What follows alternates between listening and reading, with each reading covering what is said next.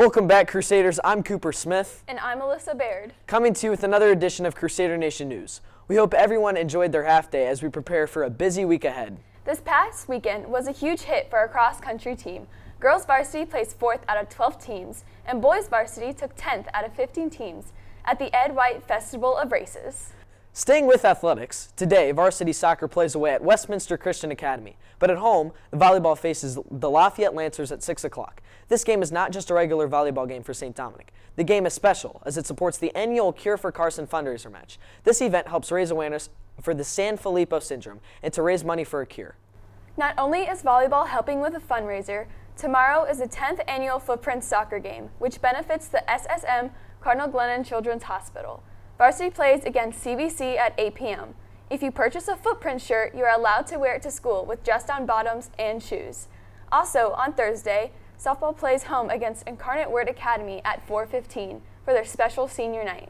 After a week away, Friday Night Lights are back in action here at St. Dominic. This week, varsity plays St. Mary's at 7 p.m. This Friday also holds a deeper meaning for all players and fans. This year's annual Pink Out game benefits Mercy Hospital Breast Cancer Resources. Speaking of football, fantasy football is sweeping the nation, and it's no different here at St. Dominic. Now off to Noah Phillips to find out more about St. Dominic and fantasy football. Hey guys, I'm Noah Phillips. This week we're taken to the halls of St. Dominic to ask a very important question about fantasy football. Hey Ethan, we want to know who you think is the most surprising fantasy football player this season. The most surprising to me is Jonathan Taylor, because last year he averaged like 30 points a game. Now he's over averaging like 10. Hey Jake, we want to know who you think is the most surprising fantasy football player this season.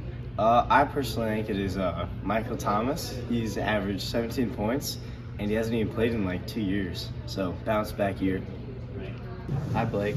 Blake is a shadow here from ICD. Who do you think is the most surprising fantasy football player this year? I think it's Alvin Kamara. He was putting up really good numbers last year, but this year he haven't even been able to get over 10 points in a week.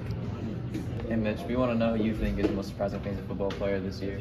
I'm gonna have to go with Amon-Ra St. Brown. Why? He had a good season last year, but the numbers he's putting up this year are ridiculous, and I hope he keeps doing it. Hey Alex, we want to know who you think is the most surprising fantasy football player this year. I'll have to go with Tua Tagovailoa. He's been real surprising. I didn't think he'd be that good this year, but he's been putting up some great numbers so far this year. Hey Evan, we want to know who you think is the most surprising fantasy football player this year. I would have to go with Joe Mixon because he had a great first week, but after that he's been pretty trash.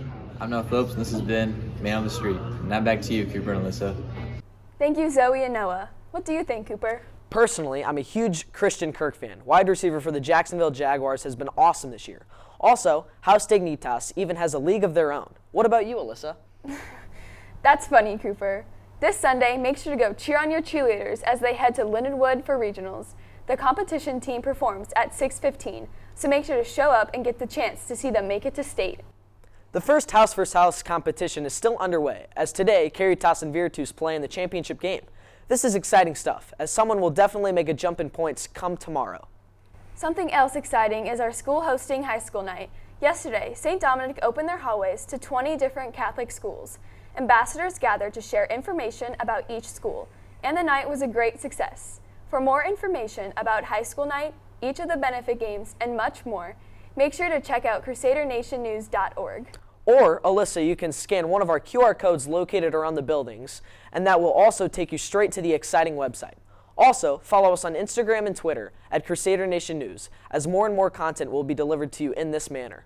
Finally, I'm Alyssa Baird. And I'm Cooper Smith, signing off.